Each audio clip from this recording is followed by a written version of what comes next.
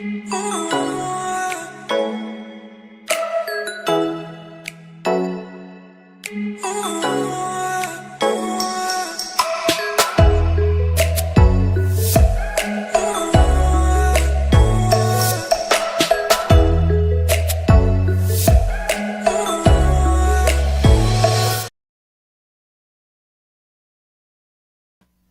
afternoon, good afternoon, good afternoon. Thank you for joining me here for the Taz Effect, daily news in a way you did not know that you could use.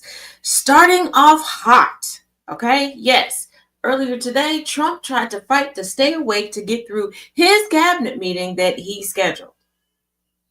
But putting out 400 troops overnight can tucker a person out, especially since he generally starts his presidential workday at noon Eastern Standard. But he did end the cabinet meeting with a bit of news for white children here in these United States. What do I mean by that? Michael and Susan Dell, yes, those Dells, not the farmers in the Dell, give 25 million U.S. kids $250 in Trump accounts. Say it with me, class. What is money laundering? Michael and Susan Dell on Tuesday said they will donate $250 in so-called Trump accounts to 25 million American children, a $6.25 billion investment that the Dells said is designed to jumpstart the kids' futures. What kind of futures are you jumpstarting when you are helping an administration that's systematically dismantling the Department of Education, any type of social aid for children, and more?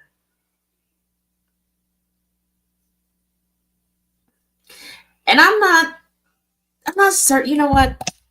Let's do some real-time fact checking here. Let's see. How many children are there currently in the U.S.?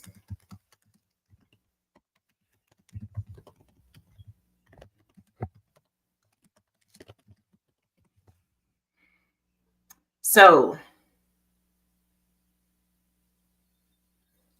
73.1 million children under the age of 18 currently reside in the United States. Well, that's as of 2024.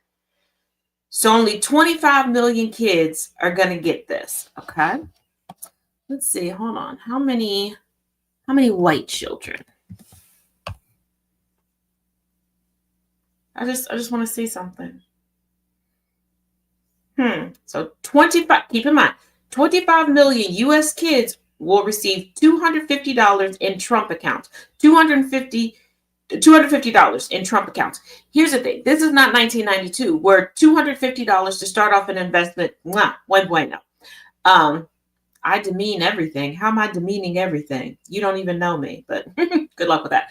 As of 2023, 35 to 36 million white children live in the United States. So who do you think is going to take part in this? The money will be given to most children ages 10 and younger who were born before the qualifying date of the Trump accounts, which were created earlier this year through the Republicans' tax and spending bill. Those accounts are designed to provide $1,000 to babies born during President Trump's second term in office. So the Trump accounts are designed to provide $1,000, but the Dells are only given $250 per kid.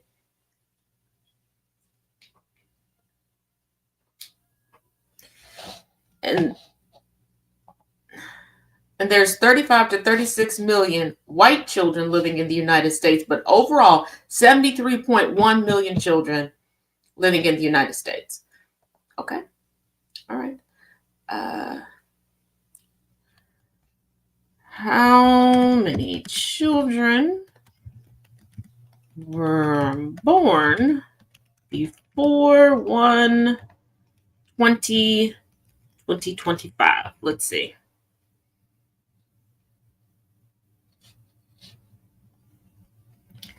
Oops. In the U.S.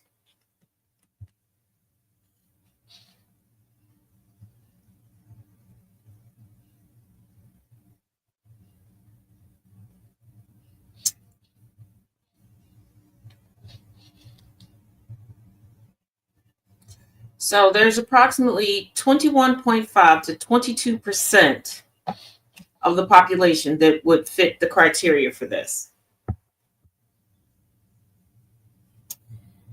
Once again, can the class say money laundering? Wrong answer from who? Poor Kamala said she wouldn't change a thing. What does this have to do with Kamala Harris? We're talking about Trump accounts and Mr. and Mrs. Dell. Stay focused. Children older than 10 may benefit too if funds remain available after initial signups. It is an incredibly practical and direct step to help families begin savings today, the Dell said in their statement. But wouldn't the older children need the money first and the fastest because they're the ones that would be going into society quicker? They're the ones that hopefully would be engaging in secondary education or trade work or things like that.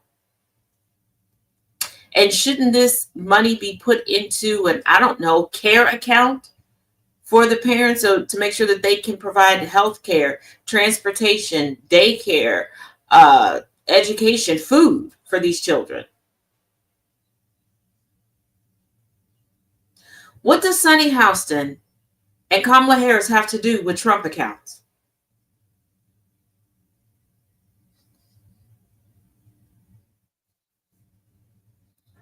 Dell, who was ranked by the Bloomberg Billionaires Index as the world's 11th richest person with a net worth of $148 billion, said he and his wife were inspired by the Invest America program, which is the formal name of the Trump accounts. The Dell said they are encouraging others to join in by contributing funds to the accounts, ranging from other philanthropists and businesses to children's families and friends.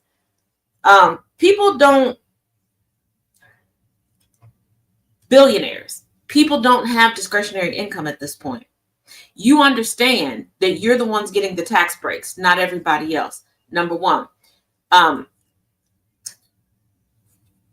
Number two, do not call yourselves philanthropists when you're just doing these things for additional tax write-offs, because the average American should not be paying more in taxes than what you are.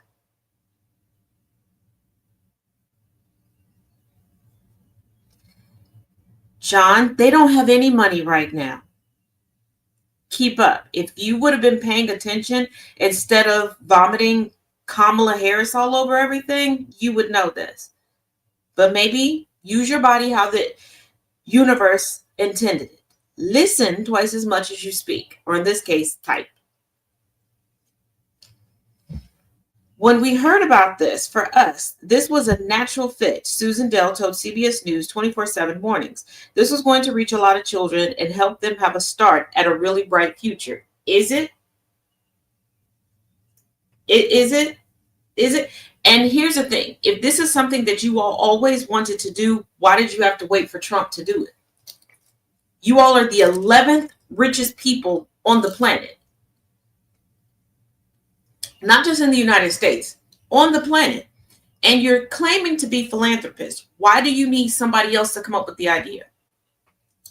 I mean, you're going to create a nonprofit and put things in a trust for the sake of your children anyway, because that's the traditional loophole thing that rich people do when they die. They go, oh, we're going to donate it to charity. Our children will have to work for it. And all they do is have their children set up a charity, and then they donate it all to the charity to get over, probate, inheritance taxes, and all that good jazz. John, you are really trying to get under my skin, but let me remind you of this, Bookie Butt. You came here. You're watching me. You're boosting my content. You should be embarrassed. Now, what exactly are the Trump accounts? Every child born in the U.S. between January 1st, 2025 and January 1st, 2029 with a Social Security number and whose parents have Social Security numbers would be automatically enrolled in the program according to Invest America. So, once again, the Dell family is saying, hey, kids over the age of 10, I don't know why they put 10 up there, because who would be turning 10 if they're They're born between 2025 and 2029 by the time this would be rolled out. Like, oh, well, after the initial, if there's any money left over, we can give it to the kids over 10. It's the kids over 10 that need the investment money now. But okay.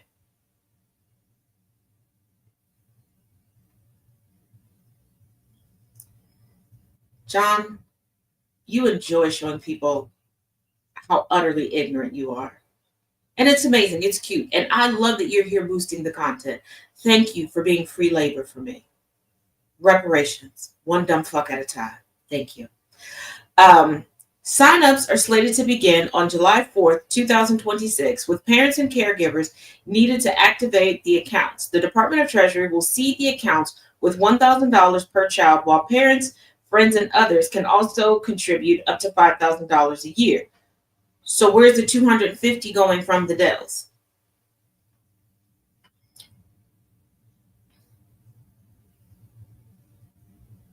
And where are the family and friends supposed to get $5,000 per child per year?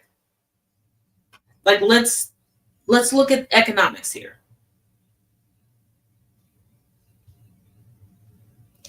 Signing up will be easy. How? When we've reduced the federal government to a skeleton crew. We don't even have the staff to take over all of the changes that they've made to just SSI and SSDI thus far. We no longer even have the buildings to do it. We don't have the phone systems to do it. We don't even have the servers to do it anymore. So how easy is this supposed to be? Signing up will be easy. According to details released by the Trump administration on Tuesday, parents or guardians will need to file an IRS Form 4547, a one-page document that asks for basic information such as a child's home address and social security number to activate the account.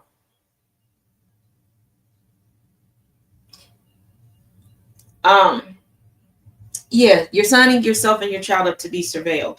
The accounts are limited to investing in broad U.S. stock funds that track the overall market, such as S&P. Oh, this is Trump's fail-safe for his tariffs. This is his fail-safe for his tariffs. That's what this is. To have a way of keeping Wall Street afloat, they're doing a bit of wartime rationing with snake oil salesman BS. So if we have these kids and these parents are believing that, oh, they have this investment, they really don't. Essentially, you have a 401k for your kid. And fingers crossed, hope that you have dividends, but this is a way to keep Wall Street afloat.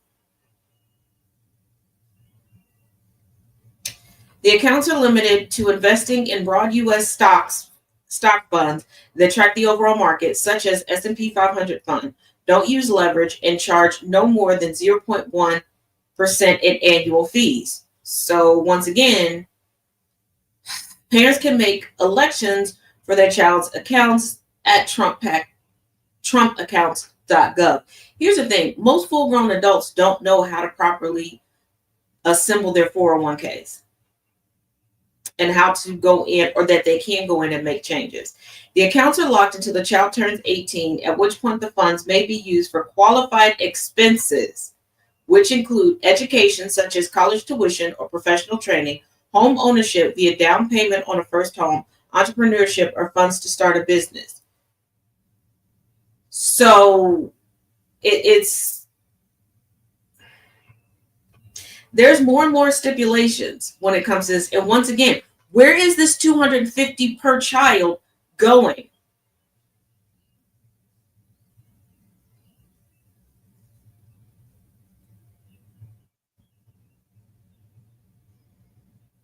We're going to get to that in a minute. But to say, so your parents have been contributing to this. So if you decide you don't want to go on to secondary education, you don't want to own a home, you're not cut out for entrepreneurship, so the money is just lost to the government. All that money that people have contributed, your family has put in, all this stuff, is just lost to the government because everybody is not cut out for these things. Everybody does not desire these things. Like I said, What about the Dell's contribution? The $250 contributions will also be made through Invest America accounts, according to a fact sheet about the Dell's plans. The $250 will be contributed to accounts for kids under 10 years old, but who were born before 2025 and therefore don't qualify for the original Trump accounts, the Dell said. Children who are eligible for the $1,000 under the original Invest America plan don't qualify for the... This is so aspect. This is why I cannot stand U.S. economics. I cannot stand U.S. economics. There are no tariff checks incoming. There haven't even been enough tariffs raised in order to fund tariff checks. That's basic math. But once again, not what we're talking about. Okay, John? The older kids would be the ones that need the $1,000 now in order to invest, especially if you want them to go into higher education. And I'm sure by the time this comes to fruition, if it doesn't just magically disappear like other philanthropic endeavors of Trump and his administration, if it does come out, then they're going to be like, oh, it's only good if you go to these certain colleges, et cetera, et cetera.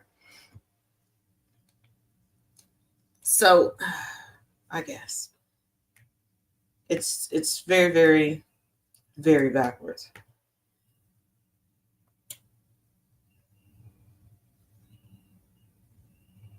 Not billionaires, what, John?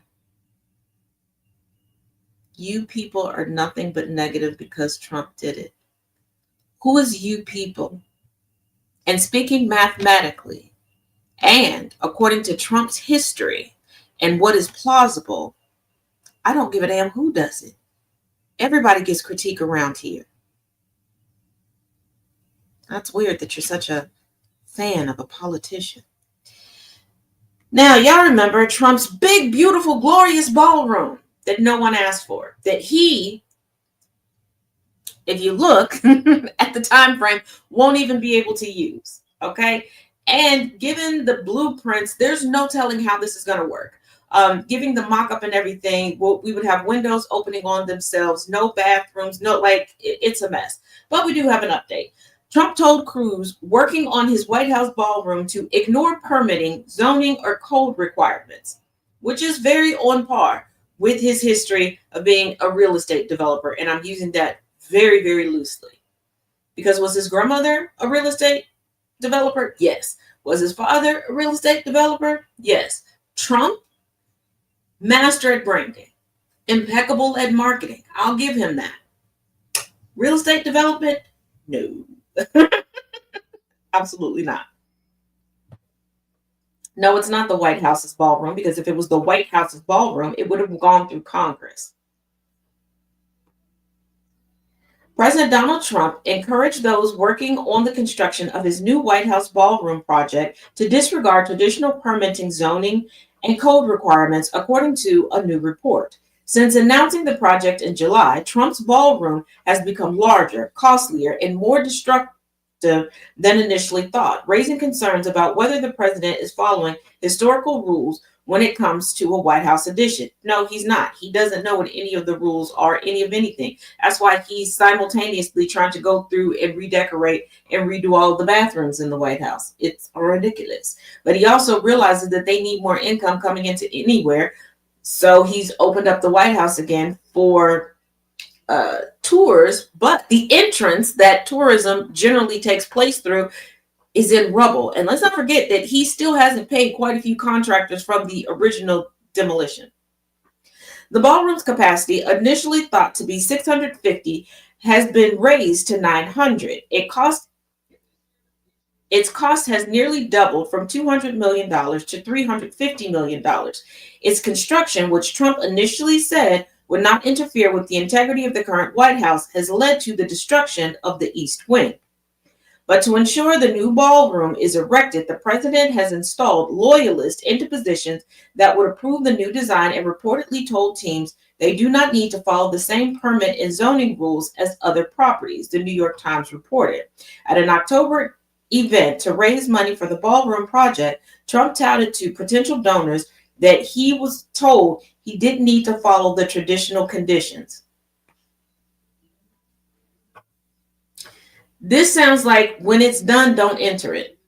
First of all, there is no event that is ever held at the White House that would require space for 900 people. That would be a security nightmare for the Capitol Police and the Secret Service.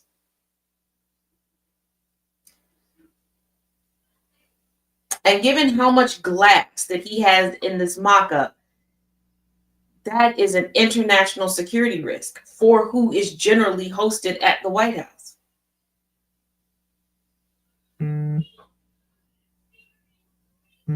Why am I reading? Because I can. Why are you reading? Gotcha moment is that? Oh my dear, what girl? Why are you literate? The ballroom, anticipated to be completed before 2029, is being privately funded. Is it being privately funded? Because everybody donating is pretty much washing money, a laundering scheme. There are individuals and companies that have government contracts that are taking the money from their government contract and donating them back for additional tax write-offs, tax breaks. Think I'm joking? The president has given millions to fund it, and he hasn't given shit. And several major companies, including Amazon, Lockheed Martin, Meta, and others, have donated, all that have government contracts. I haven't had an original thought, but you sat here arguing with my original thoughts. Okay. Not reading somebody else's opinions. Oh, boy. Sometimes you should sit back and not let people know just how fucking stupid you are. Now, if you all are not aware, there is an election taking place today in Tennessee. And the girls are scrambling. They are scrambling. And none is scrambling more than consistently publicly disrespected and shamed as if it was his ultimate kink, Speaker of the House Mike Johnson. So let's get into it. Chaos in Tennessee. Speaker Johnson puts Trump on speakerphone as GOP scrambles to save safe seat. I don't think y'all been paying attention to recent history, because if you were, then you should know anything surrounding Tennessee is not going to be safe for either party. It ain't safe. It ain't safe. It ain't safe. Because you never know which way the wind is going to take Tennessee. Okay. One day Tennessee will put its best racist up. Okay. And then the next day they're like, you know what? We're not about that life anymore. And then they're like, you know what? Let me give you a non-problematic, progressive, or maybe moderate individual. You can't trust it. Okay. You have to sit back and you just have to wait to see how Tennessee is feeling, to see what Tennessee is going to present. All right. All right. Who is she? That woman will look. What woman? You're reading off a computer. She is going to look. What she? Nobody talking about a lady. But once again, thank you for being here, John. Thank you for being here. We're nobody said anything about a lady, but thank you for being here. Thank you for continuously boosting my content. I know what he's talking about. Thank you. What should have been a sleepy December special election has turned into one of the most aggressively nationalized House races of the year. Tennessee's 7th congressional district, historically a GOP stronghold, is suddenly competitive, prompting Speaker Mike Johnson and President Donald Trump to intervene directly in the campaign's final hours. And what have we learned? What have we learned every time this year thus far with elections from Wisconsin, New York, everything? What have we learned when they intervene? They lose. I don't see, you know what? I can't see why they don't see the writing on the wall, why they're not taking it in. You can't read the writing on the wall when you're illiterate. So, MAGA, one of y'all that can read, you might want to tell Speaker Johnson and your FOTUS, hang it up, flat screen. At a Monday morning rally in Franklin, Johnson put Trump on speakerphone to fire up supporters for Republican nominee Matt Van Epps, who was running against Democrat Afton Bain in Tuesday's special election to replace former Representative Mark Green. National Republicans view the seat as a must-hold as they try to avoid an embarrassing upset. It's too late. It's too late to apologize. It's too late. First of all, too many things have been dangled in front of other factions of the GOP, because I think people have forgotten that the GOP has always been a conglomerate of different factions, just like any political party. But what's unique about the factions within the GOP is that they tend to eat each other alive. MAGA is just a faction, okay? You still have the Birchers that are in there. You still have the Rockefeller Republicans that are in there that are still working. You still have a few Tea Party, stragglers in there. You have your conservatives. You have, all of this in here. They're tired of being screwed over. Yes, they thought that for a moment they would be paying an homage to, their Dixiecrat days. And then they're like, hold on. We don't have the parameters that we had back then where we really could do some us and them type stuff. Wait a minute. I am suffering. These are people who, for a short period of time lost their SNAP benefits. These are people who are about to see their healthcare premiums skyrocket. These are people who are saying they can't afford certain things right now. So they're not voting in the way that their bigotry had them voting previously. The stronghold is leaving. And because more and more people are beginning to speak up, and people are noticing that the Trump family is allowing Trump himself to embarrass himself and show his cognitive decline, they can do what they've been trying to do behind closed doors for a while. They can now publicly go, I don't fuck with you. You little stupid orange bitch, we ain't fucking with you.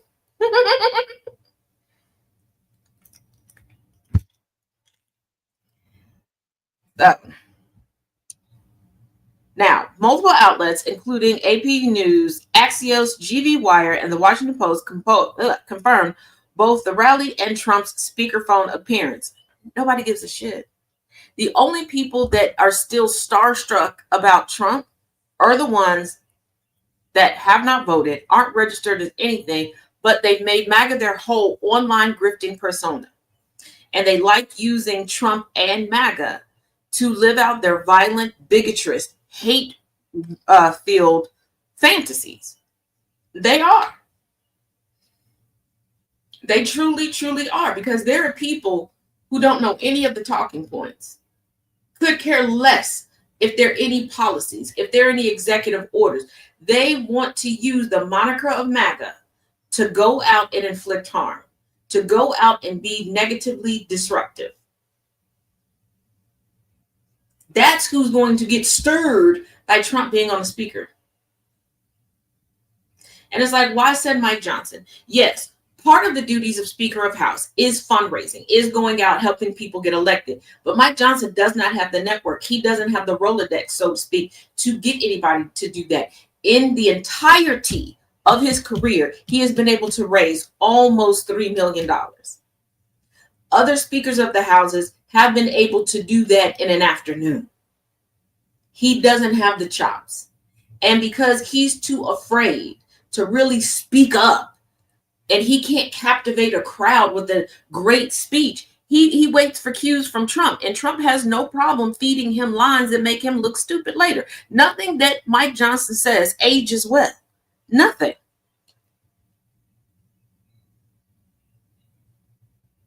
We're all aware that Trump is not on the ballot. We're talking about the fact that Trump was put on a speakerphone to rally the troops, which has been said about 4 times. Do you need some cotton swabs?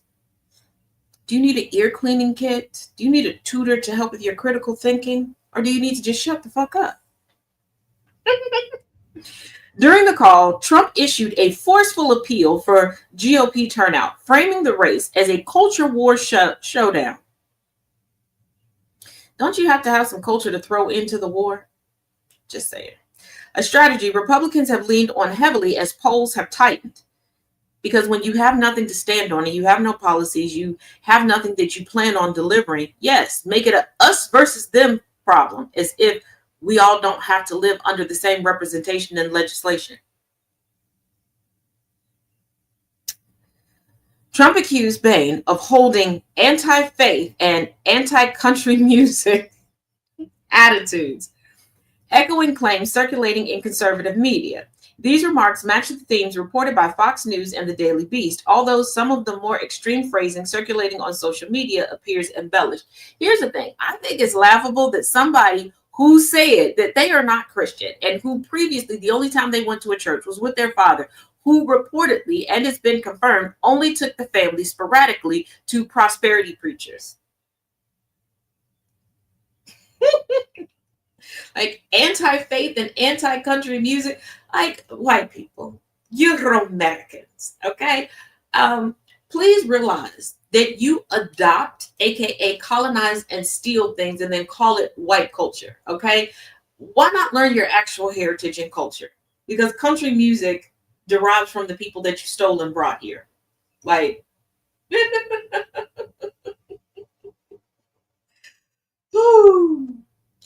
The district's sudden competitiveness has alarmed GOP leadership. Axios reported that Republican national committees have poured unexpected resources into the race, while Democrats see an outside shot at flipping a seat few considered winnable just months ago.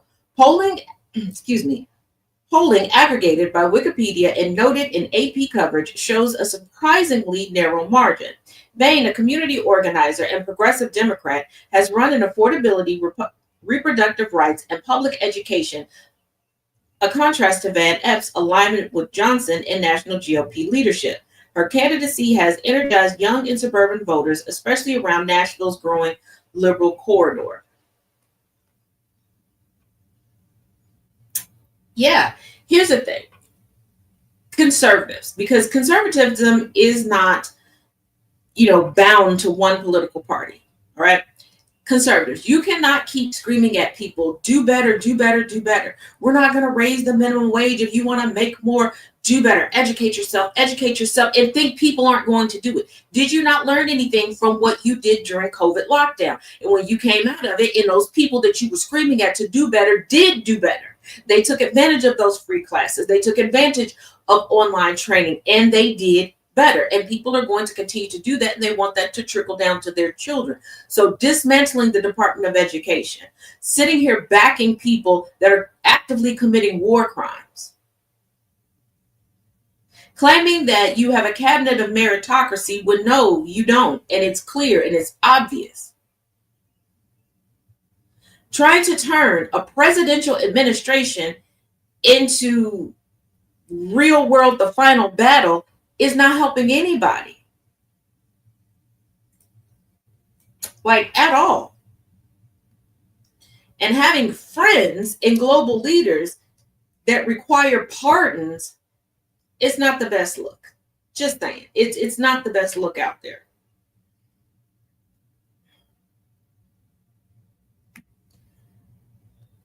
Now, I know we touched on it before, but we're going to have to touch on it just a little bit more, okay?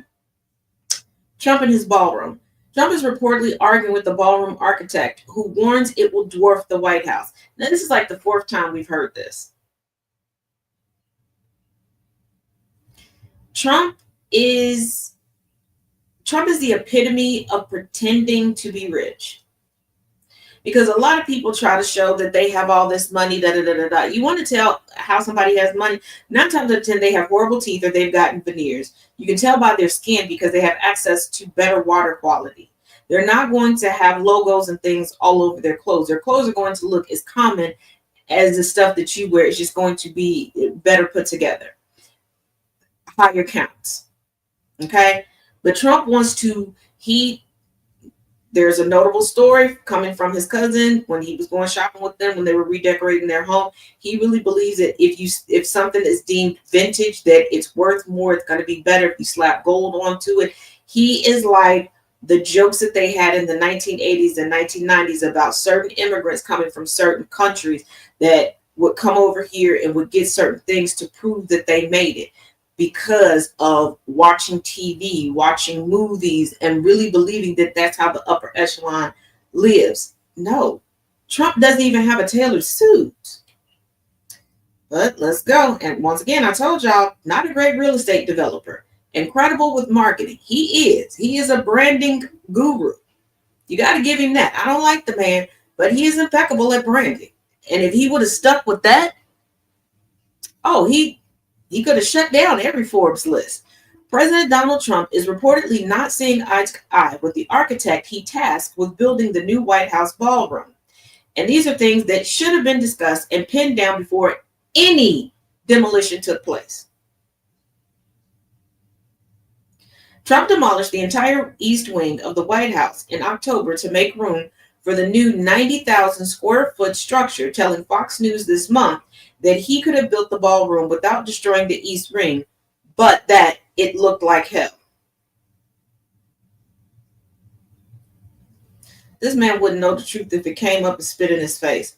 According to the Washington Post, the architect, James McCreary II, and this is what your ass get for taking this position. All money ain't good money. And every time somebody gets into bed with Trump, they walk away with career-ending herpes. Here's your slice. Has warned the president that such a massive building would dwarf the White House, which is 55,000 square feet. On Wednesday, the Post reported, and I quote, Trump's desire to go big with the project has put him at odds with architect James McCreary II, the People said, who has counseled restraint over concerns the planned 90,000 square foot addition could dwarf the 55,000 square foot mansion in violation of a general architectural rule, don't build an addition that overshadows the main building.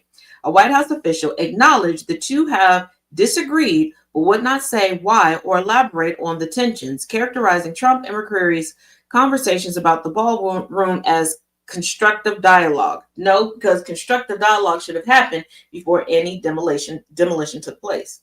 And quite honestly, if you wanted a ballroom in the East Wing, you could have knocked down a couple walls and accomplished it. And I don't know why you would want a ballroom on that side, because like I said, due to, security concerns, everything else, visitors go, that's where they enter from.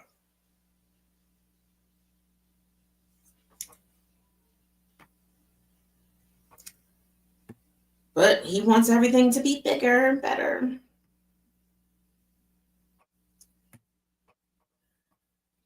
And why Trump wants his legacy to be the only legacy of the White House. No, definitely not a smart man. Trump wants his legacy to be the only legacy of the White House.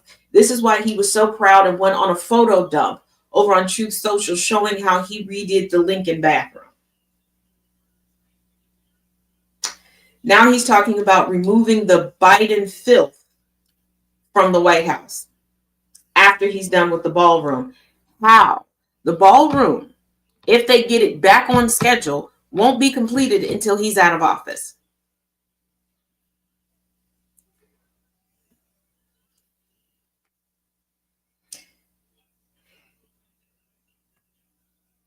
Once again, Trump has proposed eliminating the income tax. He wants to cancel all of Biden's orders that were signed with the auto pen. So does that mean we can cancel all of the pardons that have happened with what I call his auto pardon pen, given that he keeps admitting that he doesn't even know anything about the people that he's pardoning?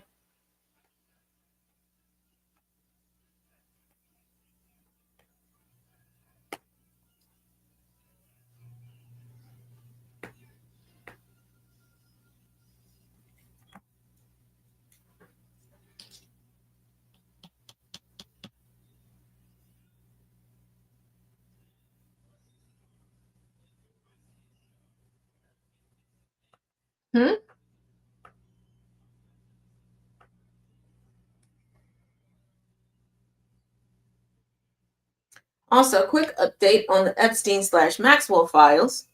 Bongino, you remember Bongino, the second in command over at the FBI with Kasha Patel. He's under hot water right about now from all sides. But why just him? Why aren't y'all going at Bondi and Patel? Kasha Patel.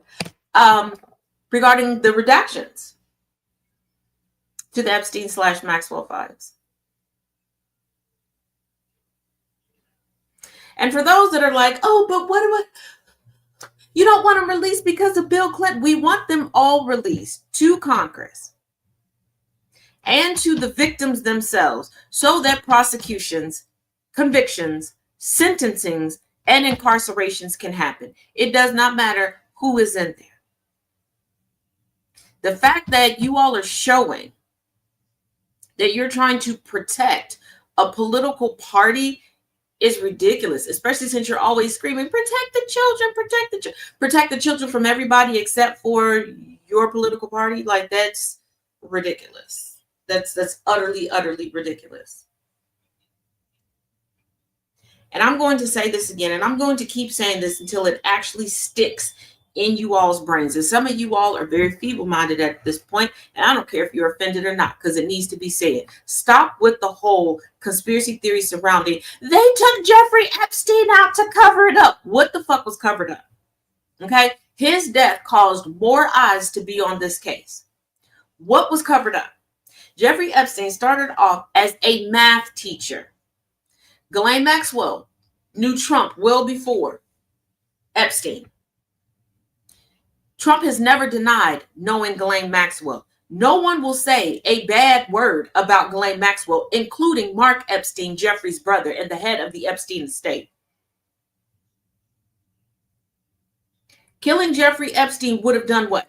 Has done what? It has stopped nothing. It has made things more public, put more eyes on it, because a lot of people have come out and admitted that they had no idea about this case until people started talking about his death.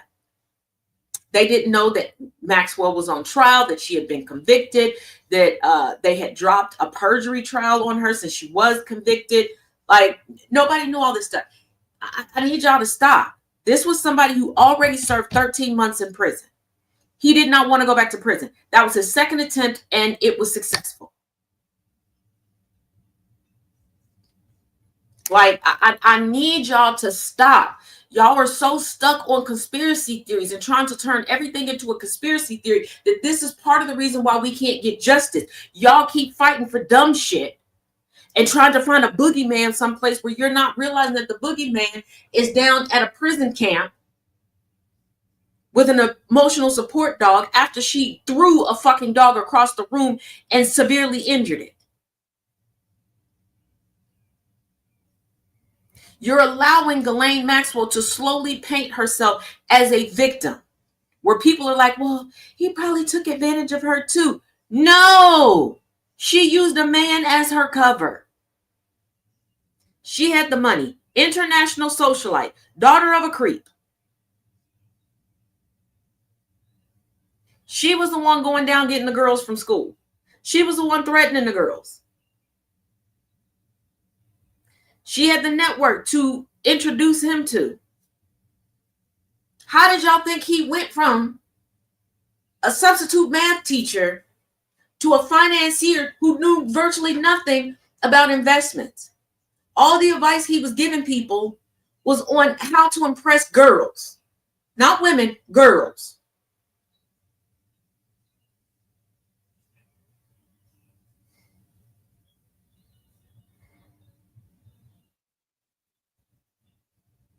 Y'all are experts at body language until it's time to read a woman's body language when she's the villain.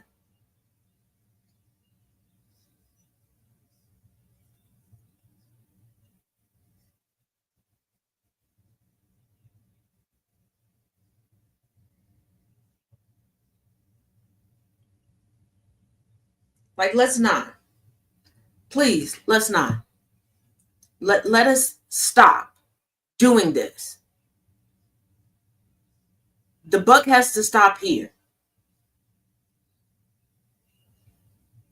Y'all look everywhere except for where you need to look.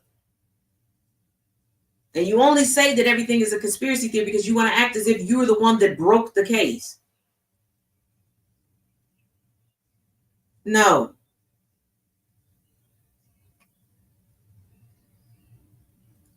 And quick pop culture caveat. Y'all only have a problem with Klay Thompson and Russell Wilson because you only see black women as whores. You only see black women as someone to practice in, someone to be a cum dumpster. And you don't appreciate black women being put to the forefront and loved properly and carefully. It doesn't matter how many people she's been with before. She could have 2 or 3 public relationships. It doesn't matter. You're still going to say that she's ran through, she's all these things. And before you go, that's not true. Taylor Swift has ran through how many? And a couple of them have been minors. She's wrote fucking albums about it. Y'all not on Travis' head.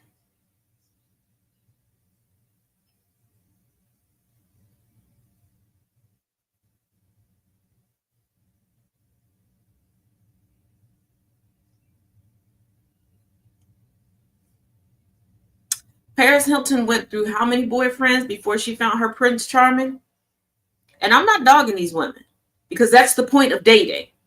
Trial and error. You get into a relationship, you give it your all, you figure out what works best for you and who you're compatible with. Like, that is the point of dating. Like, did y'all miss that? Oh, I 100% agree that Hazel, that Taylor Swift is tons of red flags.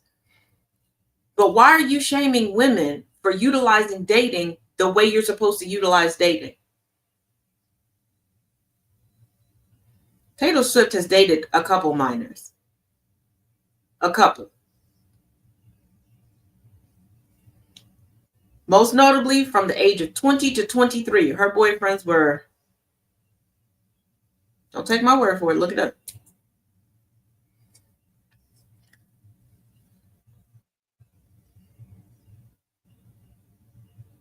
Because just like Jane Mansfield, the mother of Olivia Benson, you know, aka Mariska Hargitay. And for some of y'all don't know that Mariska Hargitay's father is the ad man that's responsible for plop, plop, fizz, fizz, oh, what a relief it is. Yeah. I ain't that old. That was before my time, but I just happened to know that nugget information. Alka-Seltzer commercial. Jane Mansfield had a baby with everybody she dated. If she dated you seriously, she would give you a baby. And a lot of people from back in the day did that. But it was only described that way when it came to Black women.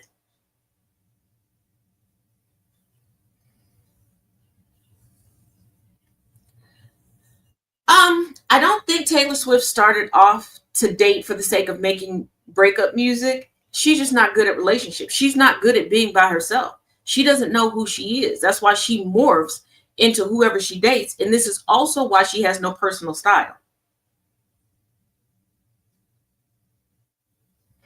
She hasn't had the trial of error of being okay with herself. She's not talented at all. You got that right. She's not.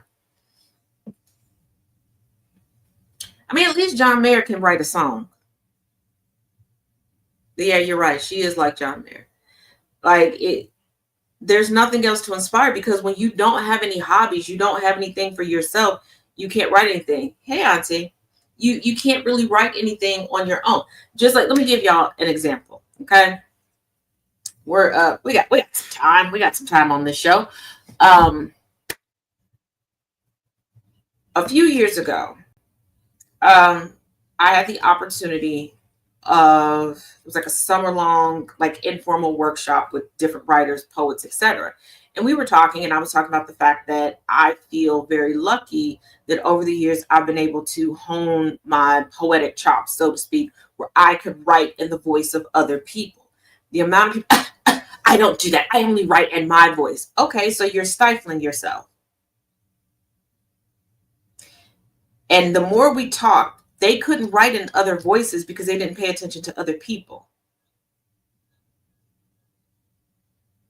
So there was no depth.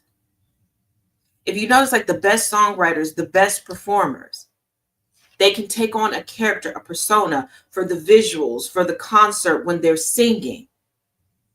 Because we've had people give us some nitty gritty breakup songs and they're happily married, but they can tap into it.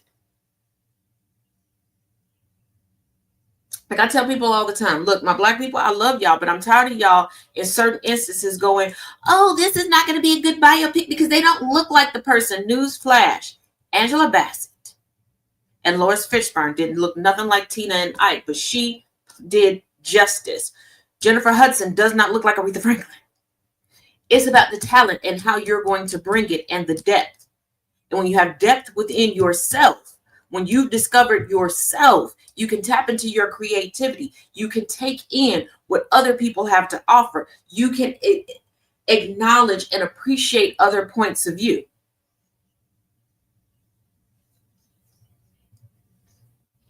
Yes, they can play any part, just like the best writers can write from any perspective.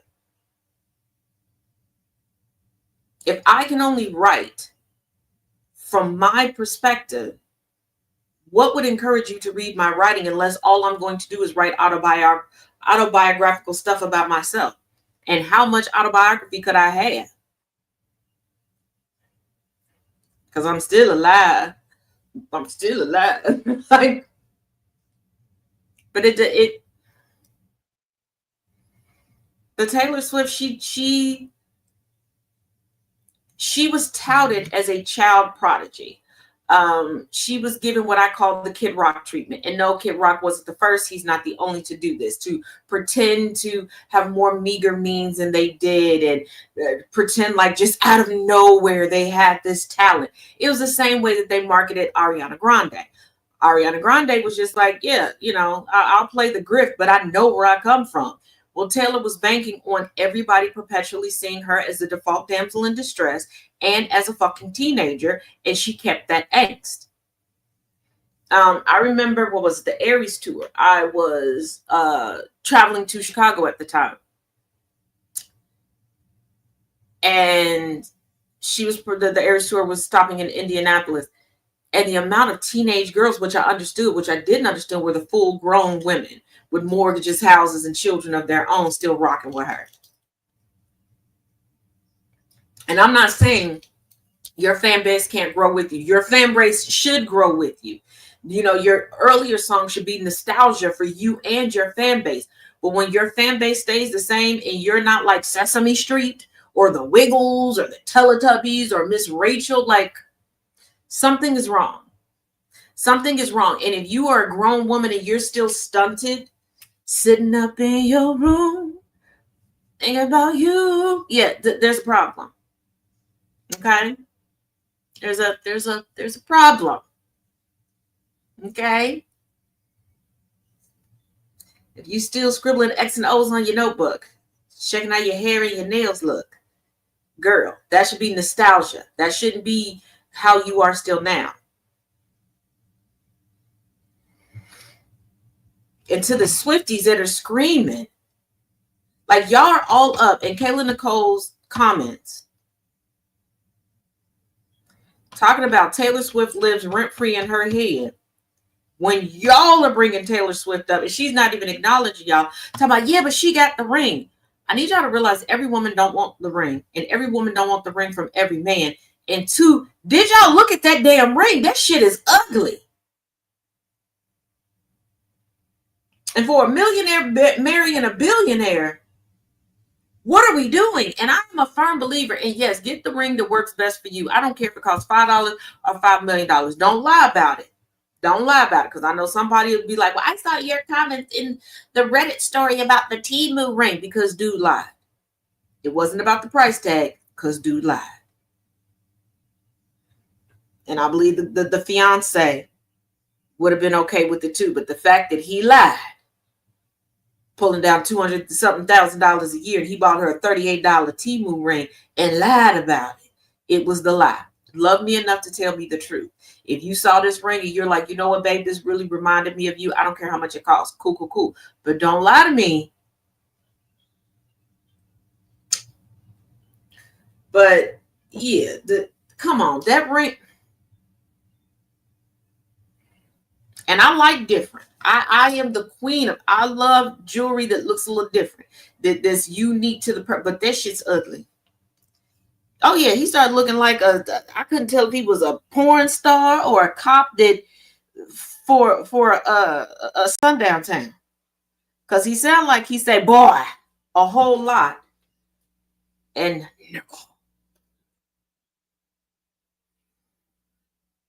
yeah, he should have consulted. Yeah, J-Lo don't know how to sing, but she do know jewelry. She is a Thanos of engagement.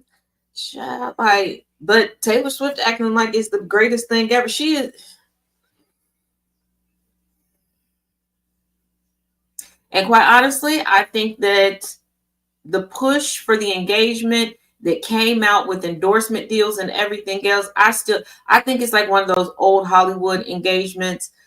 Some people did generally have good marriages and they eventually fell in love with each other. Some people didn't. We know the tales. But I think it's more because so many of her friends have gotten married, have children and everything else. And she really does not want to be the rich auntie. She does not want to be the single friend. She very much so set out to be somebody's wife. She just happened to get a career along the way.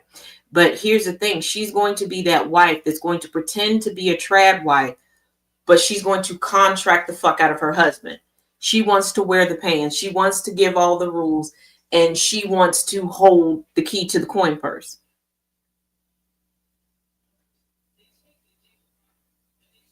Yeah, it is for her base. It most definitely is. But does she want that? Yes. But it's not like, oh, it's her desire. She's always wanted to be a wife. She's always wanted to be a mother.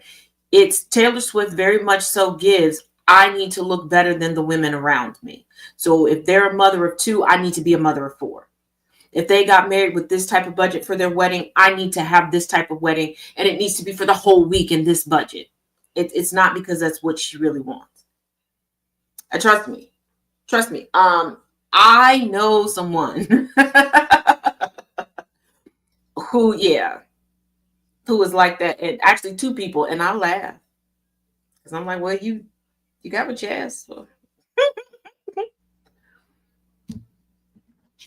And it's funny because one tried to compete with my wedding to my ex-husband, and I was like, it wasn't about budget. Like, I really, really lucked out.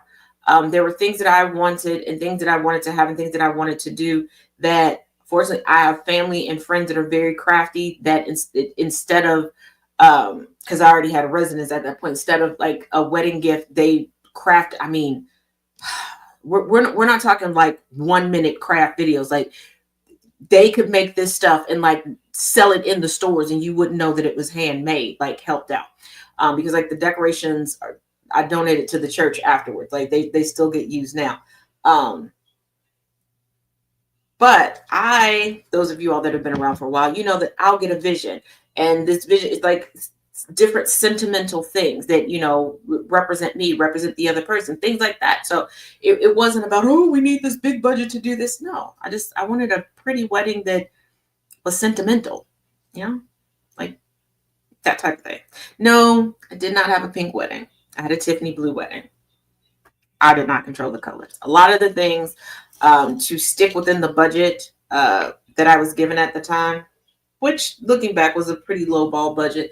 And my mother kind of just like took the reins and handled everything. I didn't really have the traditional experience, so to speak. I would just come home from work and she's like, yeah, we got this, and we're going to order this, and this, and bada bing, bada boom. So, so yeah, it's really weird. Somebody whose favorite color is pink and all of the choices were Tiffany blue. And why my mother chose to use a big chunk of the budget to pay for Tiffany blue, because you have to pay for it, I don't know. But I had someone like trying to outdo it, and I'm like, there's nothing to outdo. Like, you're using a lot of the same stuff, which was my hope. Like, but you know, it's all good. It's all good. It's all good.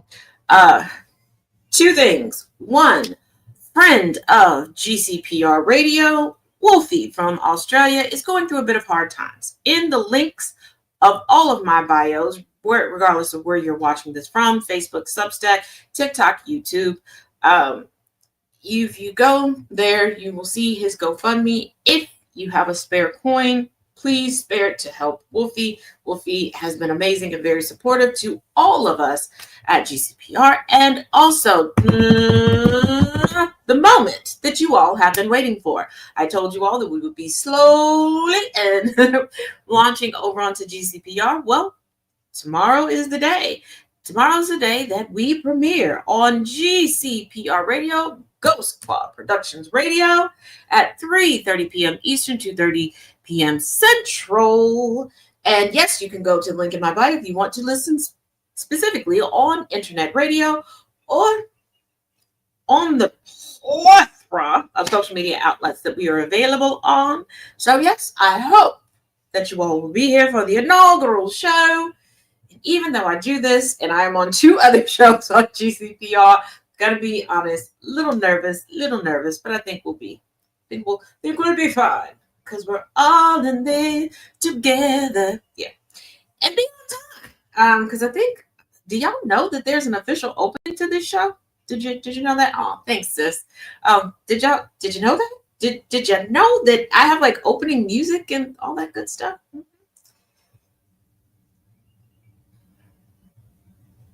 Okay, we the villains are not keeping Dave outside. Dave is keeping Dave outside. Okay, that is Star-Lord. I'm Groot, and Groot tried to tell him to come in, but I think his Groot translator is broken. Okay, he thank you, Auntie. We not keeping him outside. He like it outside. Okay, he like it sleeveless and out to the side. Okay, that's what he likes.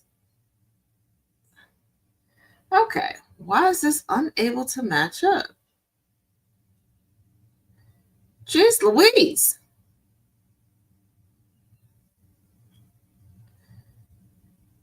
Okay. There we go. Took way too many tries to get the puzzle to match up. TikTok, I can't see. So we have that. Also, I have, like I said yesterday, in case you missed it, categorized the link tree a little bit better for learning opportunities, things that I write about, merch, all that good stuff, where to find me. So go ahead and check that out. There is a new updated GCPR schedule that is posted on YouTube and TikTok and on Upscrolled. And if you're not on Upscrolled, click the link in my bio. Go follow me over there. I think I'm going to take more of my commentary pieces and put it over on Upscrolled. So if you like that, go over there and do it. Also, if you like the history content, most of my history is now saturated on Substack. There will be, by the close of business today, information on the Rockefeller Republican faction of the GOP, because we're going to keep going through all of these factions of the GOP till we get up to modern times. Okay. Also, the deal still stands until the end of January 2026 for $50 a month. My payables are in my bio. You can have access to both classes a week and all of my subscriber-only Substack content. Just hit me up and let me know. So there you have it. As always, each one teach one, each one reach one. You all be good. I will see you all later on. 6:30 p.m. Eastern, 5:30 Central, to continue with 107 Days with Kamala Harris. And then after that, we're getting back into the Kirk conspiracy. Until then.